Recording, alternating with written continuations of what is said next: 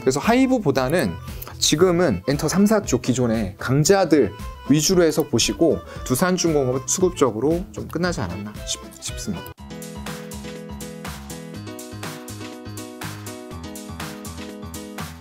자, 이제 3개 남았습니다. 네. 두산중공업. 두산중공업. 네, 마찬가지죠. 이것도 원자력 테마입니다. 특히나 이제 뭐 SMR, 소형 모듈 원자로라고 하는 그런 부분들, 뭐 빌 게이츠도 많이 얘기했고, 여기저기서 지금 원전을 새로 건설하는 것보다는 비용이나 이런 측면에서 소형 모듈, 이게 예전에는 미국의 어떤 핵 항공모함, 그런 쪽으로 지금 활용이 되던 거였거든요.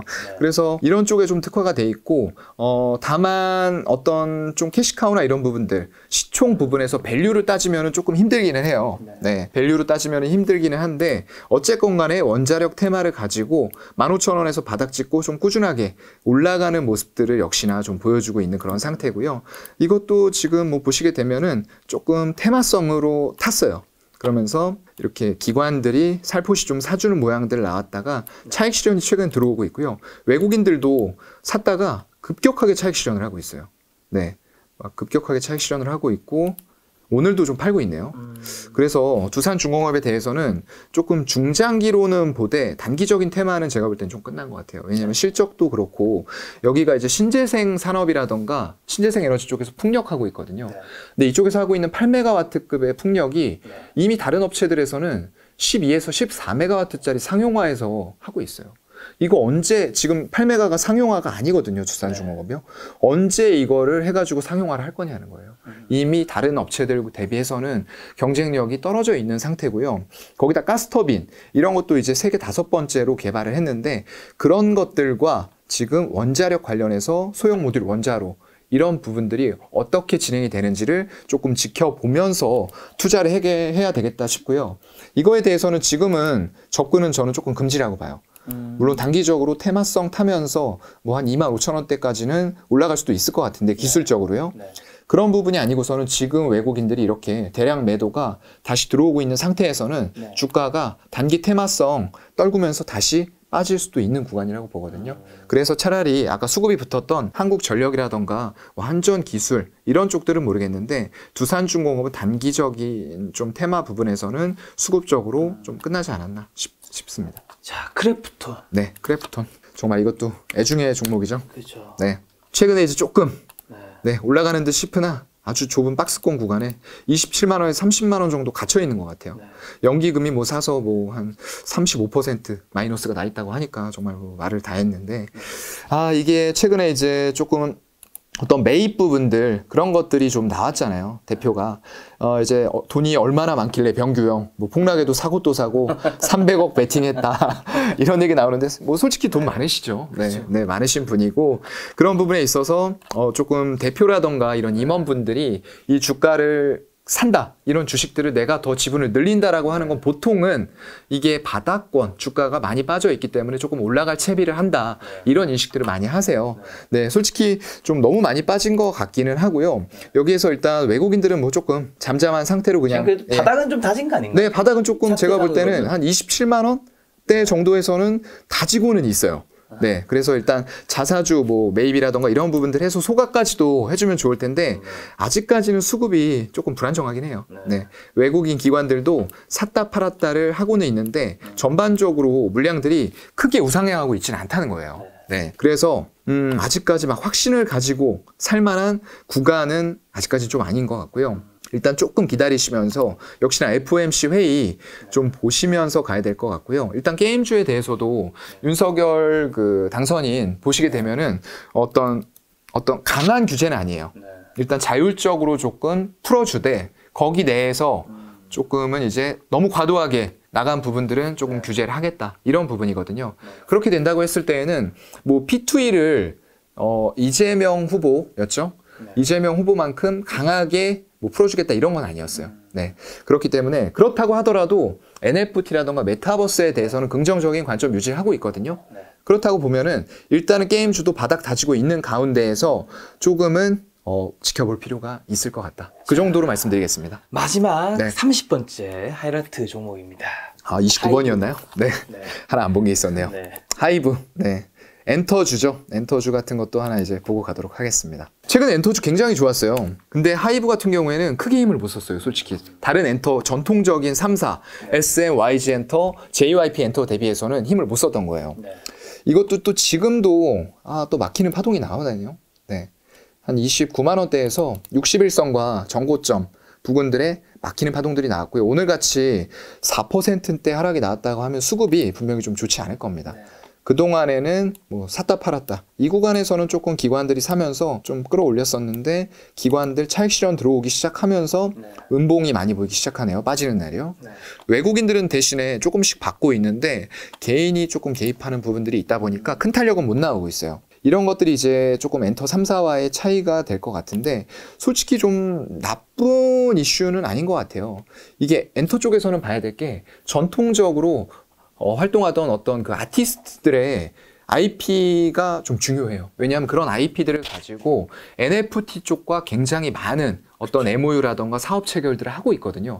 그렇게 되면은 가수 한 명 한 명이 IP가 돼서 그쪽에서 NFT화를 시켜서 캐릭터를 사고 팔고 한다던가 이런 것들이 가능하게 되고요. 그렇게 되면은 제가 위메이드 때 말씀드렸지만 사고 팔고 할 때 NFT에서 수수료가 또 떨어져요. 굉장히 높게 받고 있다라고 말씀을 드렸거든요. 또 자체 코인이 있으면은 그걸 환전하는데도 환전 수수료까지도 네. 또 수치를 할 수가 있는 부분이에요. 그래서 이런 쪽에 대해서는 다시 한번 고밸류를 주는 이런 작업들이 가시화가 되고 있는 부분들이고요. 얼마 전에 뭐 뉴스 보면은 뭐 IP 같은 것들 활용해서 가수들이 이런 뭐 그림 같은 것들 그려서 또 팔기도 하고 이런 네. 경매가 붙기도 하고 보셨을 거예요. 그런데 하이브 쪽은 조금 탄력이 상대적으로 떨어져요. SM 한번 볼까요? 네, SM 굉장히 좋게 가면서 지금 전고점까지 다 올렸어요. 84,000원 거의 이제 얼마 안 남겨두고 있고요. 이거는 이제 신고가를 경신을 하려고 네. 하고 있는 그런 상황이고 YG 엔터. 지수가 이렇게 안 좋은데. 네네, 굉장히 상대적으로 좋게 가고 있죠. 지수 대비해서도. YG 엔터도 마찬가지예요. 최근에 뭐 주봉, 일봉 보게 되면 계속 올라가죠. 거의 뭐 11선을 종가상으로 무너뜨리지 않고 급등주처럼 올라가고 있어요. 지수가 안 좋을 때도 오른 종목은 있긴 그럼요. 하군요. 네, 맞아요. 그래서 투자를 제가 아무것도 하지 말라고 말씀드렸는데 굳이 하고 싶다 하시면은 지금 수급이 좌지우지한다고 말씀드렸잖아요. 이런 종목 기관들 들어가기 시작할 때 이런 지표 나왔을 때 같이 따라 들어가야 되는 거예요. 8% 올랐을 때 무서워하지 마시고 일단 들어가서 만약에 다음날 기관하고 외국인들이 샀는데 바로 그냥 파는 모습들 나온다. 그럼 짧게 4, 5% 손절하시고 나오면 되고 그게 아니라고 하면은 이런 수급들이 붙기 시작하잖아요. 점점 가속화돼요. 10억 샀는데 20억 사고 30억, 30억 사고 거기다가 또 이제 외국인들도 그동안에 물량 팔았는데 한 번씩 들어와 주고 근데 주는 기관입니다. 기관이 사서 연기금, 사모펀드, 투신 제가 좋아하는 이제 또 삼끌이 조합으로 해서 들어오고 있으면서 특별히 기관들의 파는 물량들이 잘 안 보이잖아요. 쭉 이제 주로 사는 모습들이 나오니까 이런 게 나오는 거고요. SM도 뭐 잠깐 보면은 마찬가지입니다. 이거는 또 외국인까지도 같이 잘 붙어주고 있어요. 그러다 보니까 신고가, 부근까지도 같이 올라가면서 개인만 계속 팔고 있는 거예요. 신고가를 가려고 하고 있는데. 네. 이런 게 안타깝다는 거죠. 개인이지만 개인처럼 움직이면 안 돼요. 네, 외국인과 기관 같이 개미 핥기처럼 네. 예, 이렇게 움직이는 모습들을 좀 봐야 될 것 같고요. 뭐 JYP 엔터도 잠깐 보면은 마찬가지입니다. 거의 뭐 SM과 비슷한 수급이죠. 외국인까지 들어와 주면서 시작은 일단은 기관 쪽에서 했어요. 네. 네, 기관 쪽에서 하면서 외국인들은 계속 파는데도 투신하고 연기금, 사모펀드, 보험에서 사버리니까 탄력이 막 6%, 3%, 5% 이렇게 올라가 버리는 거예요. 네, 그러면서 차트도 역시나 뭐 마찬가지겠죠. 신고가 향해서 가고 있습니다.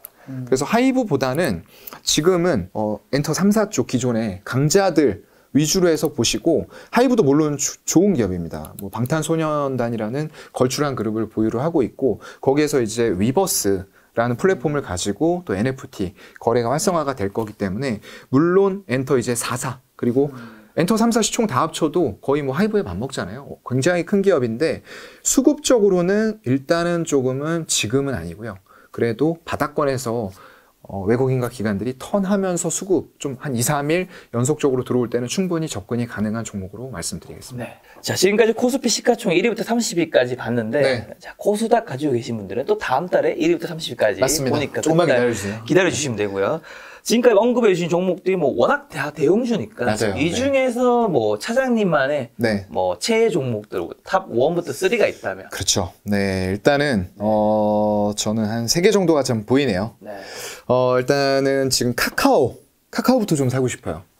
네네. 카카오가 지금 아까도 말씀드렸던 대로 제가 원하는 기술적인 자리 82,000원에서 3,000원대에서 120주선 지지를 받고 정확히 올라섰고요. 네. 그 이후로도 수급이 유입이 되는 모습들 나왔고 얼마 전에는 또 억누르던 플랫폼 규제 부분에 대해서도 일정 부분 좀 해소가 되는 듯한 그런 부분까지도 같이 나왔거든요. 그러면서 이제 수급이 같이 유입이 되고 있는 상태들이 나왔기 때문에 지금 정도 자리에서는 혹시나 조금 이제 FOMC 회의 결과에 대해서 빠지는 모습들이 나온다라고 치더라도 살 수 있는 자리가 저는 주봉상으로 봤을 때 10만 원 지금 10만 3천 원 정도 되잖아요. 빠진다고 해도 한 9만 원, 한 9만 3천 원에서 4천 원대 정도까지 한 10,000원 정도 캐파받기는 남지 않은 것 같아요. 막 설사 빠진다고 하더라도. 그래서 지금부터 조금 분할로 매수 접근을 해도 되지 않을까. 이 종목에 대해서는 그렇게 생각을 하고요. 그래서 정고점, 한 최고점, 한 16만 원 부근 수익률을 한 55% 이상 노려보고 들어가 봐도 되지 않을까. 정고점을 돌파할 수도 있다, 언젠가. 돌파할 수도 있어요, 분명히요. 네. 일단은 그 물적 분할이나 이런 것들에 대해서는 또 정부가 바뀐 상태고, 이게 지금은 LS 전선이었나요? 그거 이후로는 쏙 들어갔거든요. 왜냐면 누구도 이거에 대해서 문매를 막고 싶어 하지 않아요. 네. 그리고 주주 달리기도, 달래기도 지금 좀 들어가 있는 상태고 하기 때문에 어느 정도 외국인들의 지분율이 지금 멈칫하고 있는 상태에서 다시 한번 연준의 빅스텝이 아니고 슬로우 스텝으로 가는 상황들이 연출이 된다고 하면은 결국 고성장을 달릴 수 있는 종목들은 갈 수밖에 없다고 보고요. 정당한 수수료를 저는 지불하는 게 맞다라고 생각을 해요. 뭐 골목 상권까지 침해한다 이런 부분들이 있었지만 역으로 생각해 보면은 이런 상권들까지 들어가서 이 카카오라는 기업이 오히려 죽어가던 곳들을 살려준 것도 부정할 수 없는 사실이거든요. 그리고 그만큼 매출들도 훨씬 더 크게 일어날 수 있는 플랫폼들을 만들어준 거예요. 그렇다고 하면 정당한 수수료를 지불하는 건 저는 맞다라고 생각을 합니다. 자, 2는요? 네. 넘버 2는 일단 뭐 보시게 되면은 지금은 또 카카오가 들어가네요. 네. 카카오 뱅크. 뱅크. 네. 뱅크 쪽도 아까 말씀드렸던 대로 수급이 굉장히 지금 좋은 상황이거든요. 네. 뭐 기관, 연기금, 투신 이런 쪽들에서 꾸준히 사면서 올라가고 있고 마찬가지로 지금 이제 어떤 은행에 대해서 급격한 금리 상승이 조금은 이제 좀 기대감들이 꺾여 있는 그런 상태잖아요. 그렇다고 하면은 단순히 그런 부분들만 가지고 하는 업체들보다는 어떤 플랫폼 형태로 고객들을 가둬놓고 그 안에서 여러 가지 상품들을 취급할 수 있는 그런 경쟁력을 가지고 있는 쪽들이 저는 조금 더 강한 어떤 PER들을 받을 수 있는 환경들이 만들어질 거라고 보거든요. 그래서 일단 뭐 수급이 가장 큰 이유가 되겠지만 오늘 저는 사실상 이 60일선에서 막힐 거라고 생각을 했어요. 근데 수급들이 굉장히 강하게 들어오면서 오늘 이제 끝났으니까 한번 상황을 보게 되면 아직까지는 안 나왔나 보네요. 네. 아직까지 안 나왔는데 분명히 많이 샀었을 거고요. 가집계로 봤을 때 외국인들이 40만 주 이상을 2시 반 기준으로 사면서 돌파를 시켰기 때문에 이런 종목들 넘버 2로 꼽아서 가도 손색이 없을 것 같습니다. 자, 넘버 3는요? 넘버 3는 일단은 조금은 안정적인 부분들로 봐야 될 것 같아요. 그렇다고 하면은 저는 일단은 삼성 바이오로직스. 삼성 바이오로직스. 네네. 제가 또 이제 좋아하는 기업이죠. 네. 이런 부분들도 지금 꾸준하게 뭐 바닥을 다지는 모습들 나오면서 안정적인 형태들을 보여주고 있고요. 뭐 워낙에 아까 말씀드렸던 내용들을 조금 한 번 더 보시면 될 것 같고요. 이게 어떤 지금 보시게 되면 삼성 그 바이오에피스 그쪽에 또 지분들을 계속적으로 추가 취득하는 모습들이 나오면서 이게 단순히 CMO, CDMO가 아니라는 거죠. 시너지 효과들 내면서 정말로 많이 쌓이는 유보율들 그런 것들을 가지고 향후에는 신약 개발 이런 쪽까지도 할 수가 있기 때문에 저는 이 업체들의 시너지 효과 어떤 삼성그룹 쪽과의 시너지 효과를 놓고 본다라고 했을 때에는 외국인들의 지금 지분 감소도 멈춰 있는 상태고 어떤 FOMC 이슈로 봤을 때 만약에 떨어져 준다고 해도 한 77만 원 정도 그 구간까지는 분할 매수하면서 충분히 중장기로 모아가면서 신고가를 만들어줄 종목이라고 생각을 합니다. 자, 지금 차장님 말씀해 주신 거는 삼성 바이오로직스와 카카오가 네. 이제 시가총액 1위부터 30위 코스피에서는 네. 세 종목이었는데 네. 개인 투자자가 가장 많은 자산을 가지고 있는 수치가 제가 여기 한 3천에서 5천 정도 많이 맞아요. 한다고 네, 들었는데 그럴 거예요. 만약에 차장님에게 5천만 원 정도가 있다면 네. 코스피 코스닥 한 2천 개가 넘는 종목 중에서 네. 어떤 종목들을 좀 구성을 하실지. 아, 네네. 제가 지금 최근에 네. 좀 이제 중점적으로 보고 있는 게 그 AI, 네. 네, AI와 메타버스 이런 쪽들을 더 중점적으로 보고 있어요. 네. 왜냐하면 지금 그 안철수 대표가 네. 어디로 이제 들어갔냐면은 굉장히 유승민 중요한 자리로 들어갔는데 네. 그분이 이제 굉장히 또 IT 쪽에서는 전문가예요. 왜냐면 그렇죠. 알랩이라는 기업을 굉장히 크게 키워냈고 네. 그런 부분들을 감안해서 아마 그런 중요한 직책을 맡겼다라고 생각을 해요. 네. 그리고 이제 공약을 내실 때에도 굉장히 빅데이터나 뭐 이런 쪽에 관련된 IT 기술들 관련해서 5개의 공약을 내고 그걸 바탕으로 해서 이제 5대 강국으로 가는 이런 555 공약을 1호 공약으로 내세우셨거든요. 그런 관점에서 보면은 저는 지금 이제 AI 굉장히 중요하다고 생각합니다. 인공지능 쪽. 그래서 그런 쪽들 관련해서 제가 최근에 이제 보고 있는 종목들이 셀바스 AI 같은 종목들 네. 그리고 위세 하이텍 같은 종목이에요. 네. 셀바스 AI 같은 종목들이 최근에 이제 조금 주봉상으로나 월봉상으로 봤을 때는 아직도 좀 많이 올라 있는데 일봉상으로 봤을 때는 적절한 자리를 좀 준 것 같아요. 굉장히 이제 급등세를 작년에 좀 펼쳤다가 고밸류 종목에 대한 이제 밸류 깎기 같이 들어오면서 좀 2차 전지라던가 어떤 4차 산업 관련된 그런 종목들이 다 이제 하향세를 좀 지수와 맞춰서 걸었거든요. 이런 관점에서 본다고 했을 때는 지금 빅데이터 이런 쪽들 그리고 정부의 어떤 플랫폼을 만드는 과정에 있어서 굉장히 중요한 역할들을 해나갈 수 있는 게 이런 AI 쪽이라고 저는 좀 회사 생각하고 이름이 있어요. 셀바스 AI. 예, 셀바스 제가 AI. 오늘 점심 못 먹었거든요. 아, 그러셨어요? 즉 셀바스 AI가 네. 셀바스 C로 보였어. 뒤에 AI가 또 C처럼 보이잖아요. 많이 배고프셨나 봐요. 빨리 인터뷰를 끝내고 셀바스 C 드셔야 될 것 같은데 네. 네. 너무 바쁘게 일하셔서 점심은 네. 드시고 일을 하셔야 되는데 네. 그렇게 말씀하시니까 저도 순간 셀바 스시로 보이네요. 오늘 저녁을 이렇게 스시로 먹어야 될 것 같은 그런 느낌이 좀 드네요. 네. 네. 그래서 일단은 이런 종목들 오늘 좀 거래량도 많이 좀 터진 편이었고요. 네.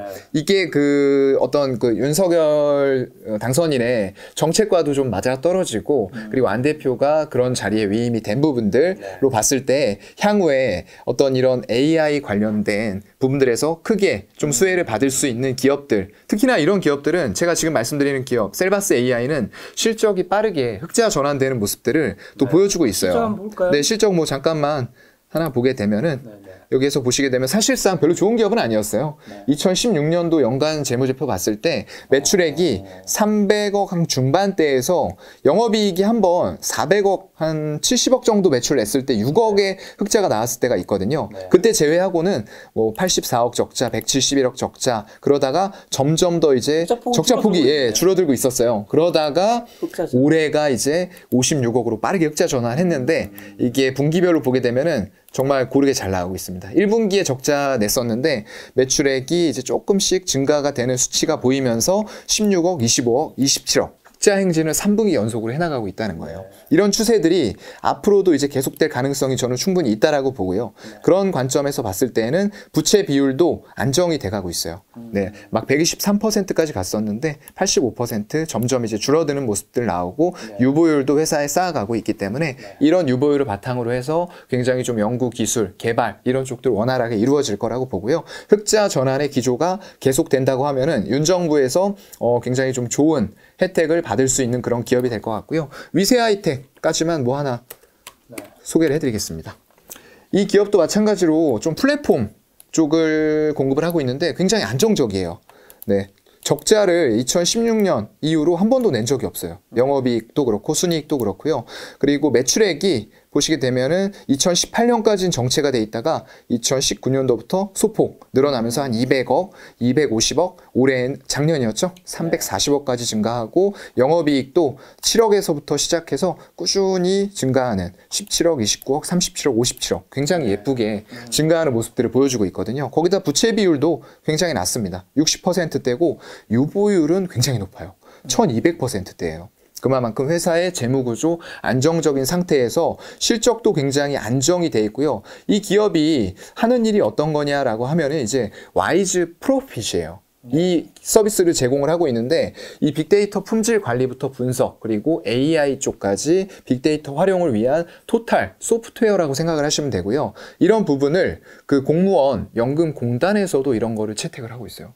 굉장히 많은 곳들에서 이 프로그램을 사용하고 있는 상태이기 때문에 이런 저변들은 이런 공급 레퍼런스를 가지고 점점 더 넓어질 수밖에 없다라고 생각을 하고요. 인공지능 분야에서 특히나 이 AI 프로세스를 체계화를 시켜놨어요. 이 기업에서. 그래가지고 우리가 최근에 이제 각광받는 직업이 코딩 하시는 분들 굉장히 각광받잖아요. 그렇죠. 근데 코딩이 없이 이 AI 프로젝트를 수행할 수 있는 플랫폼이에요. 굉장히 메리트가 저는 있다라고 보고요. 이런 기업들이 상대적으로 조금 재무제표도 안정적으로 가고 있는 상태에서 단기 테마적으로 급격하게 올라갈 수는 있어요. 이런 다른 것들도 포함을 시켜서 말씀을 드리는 겁니다. AI 테마가 그동안 이제 이렇게 올랐다가 이렇게 죽었다가 이렇게 다시 올라갈 수는 있는데 그 이후에도 꾸준하게 안정 성장을 해나갈 수 있는 기업들 위주로 이제 말씀을 드렸던 거예요. 그 기반은 안정적인 재무제표와 빠른 흑자 전환 그리고 지속성 이런 것들 위주로 봤을 때 저는 이제 위세 아이텍과 아까 말씀드린 셀바스 AI 두 종목을 또 이제 아까 시가총액 30을 벗어난 종목 중에서는 지금 관심 있게 보고 있다. 그렇게 어떻게 보면 말씀드리겠습니다. 우리가 처음에 점검한 종목들은 네. 대형주고 네네. 이런 종목들은 좀 중소형주라고 볼 수 있을 텐데 그럼 대형주와 다르게 중소형주에 투자할 때 좀 네. 이런 건 그래도 조심해야 된다로 좀 마지막 메시지 아, 좀 네네. 드리면 어떨까요? 제가 그 최근에 나온 아까 AI 관련해서 리포트 보게 되면은 마인즈랩이라는 쪽도 지금 리포트를 다른 증권사에서 윤석열 정부의 AI 관련해서 냈거든요. 근데 이 기업을 좀 보게 되면은 물론 좋은 기술을 가지고 있는 부분들은 인정을 해요. 이게 아바타 부분들을 AI에다 적용을 해서 리포트 제목 자체가 윤석열 차기 정권에서 밀어주는 AI 휴먼 관련주다라고 했거든요. 인공지능 휴먼이라고 했는데 이 실적 부분들이 물론 이제 기술주에 성장주에 조금 한계의 부분들이 있어요. 이게 지금 마인즈랩의 재무제표인데 좀 이렇거든요. 오히려 17년, 18년도에는 매출액이 작았지만 영업이익을 냈어요. 근데 19년도부터는 영업이익이 마이너스 70억, 마이너스 41억, 그리고 마이너스 68억. 그리고 연간으로 봤을 때도 매출액이 이제 조금 줄어들었죠. 106억, 113억인데 오히려 감소하고 영업이익 적자 폭도 확대가 되고 있죠. 물론 이제 기술 투자나 이런 부분들이 있다라는 거는 조금 인정을 하는데 이 재무제표가 2019년, 20년도에 완전 잠식이었어요. 올해에도 별 다른 상황이 펼쳐질 것 같지는 않은데 투자자분들이 볼 때 중소형주는 특히나 대형주에서도 문제가 발생이 되면은 물론 횡령이나 배임 이런 쪽들은 오스템 임플란트처럼 예측하지 못한 데서 일어날 수 있어요. 근데 이제 이런 부분들 관련해서는 조금 재무제표를 확인할 수 있는 부분들 먼저 하시고요. 이 재무제표 상에서도 적자가 나고 있더라도 적자 폭이 줄어들거나 아니면 기술적으로도 매출액이 오히려 증가하는 데 있어서 기술 투자나 이런 부분들이 많이 들어가서 영업이익이 감소한다. 이런 것들은 일시적으로 괜찮을 수가 있거든요. 하지만 매출액도 줄어들면서 영업이익 폭은 오히려 판관비 관리가 안 되면서 늘어난다. 이런 것들 좀 조심하셔야 될 것 같고요. 또 하나 보셔야 될 거는 이제 부채 비율하고 아까 제가 유보율 말씀드리는 게 완전 잠식 상태. 이렇게 되면은 어떤 부채가 자본금보다 지금 더 많아졌다는 거거든요. 이 업체 보면은 자본금이 15억 정도 되는데 자본 총계가 546억 적자예요. 마이너스예요. 이렇다고 보면 이제 삼각기 심각한 좀 문제가 있는 그런 상태까지 가는 거고요. 이런 부채 비율, 이런 것들이 계속적으로 된다고 하면은 어떤 그 거래소 규정들에 의해서 어떤 그 관리 종목으로 들어간다던가 이런 게 또 있을 수가 있어요. 굉장히 큰 이슈이기 때문에 일단 중소형주 투자하실 때 이런 부분들을 중점적으로 좀 체크를 하시라. 그래서 제가 이런 마인즈랩은 리포트가 나오긴 했지만 제외를 하고 아까 위세 아이텍이라던가 셀바스 AI처럼 재무제표가 조금 안정적으로 흘러가고 있고 개선이 되고 있는 종목들 두 가지를 말씀을 좀 어떻게 드렸습니다. 보면 대형주보다 중소형주가 좀 더 위험할 수 있고 그럼요. 개인 투자자가 좀 더 큰일 날 수도 있기 때문에 맞습니다. 재무제표나 이런 것들 좀 더 대형주보다 꼼꼼하게 확인하는 것들은 꼭 필요하다. 그래서 이런 구간에서 이런 종목들 바로 사시는 것보다는 테마성을 가지고 조금 떴을 때 오히려 이런 종목들에 제가 말씀드렸죠. 공부하는 방법. 다트 공시를 열어서 사업 보고서를 정말 처음부터 끝까지 네. 한 토시도 틀리지 말고 해가지고 좀 보시고요. 거기에서도 이제 궁금한 게 있다라고 하는 것들은 재무제표 관련해서 좋은 책들 굉장히 많아요. 네. 시중에 인기 있는 책들, 도서들 해가지고 읽어보시면 굉장히 도움 많이 될 겁니다. 알겠습니다. 네. 사연관 차장님과는 또 다음 달에 토스닥 네. 종목 점검으로 한번 돌아오도록 하겠습니다. 오늘 만남의 손님은 사연관 차장님이었습니다. 지금까지 여러분 소중한 시간 함께해 주셔서 정말 감사합니다. 오늘도 김 작가였습니다. 고생 많으셨습니다. 네, 고생하셨습니다.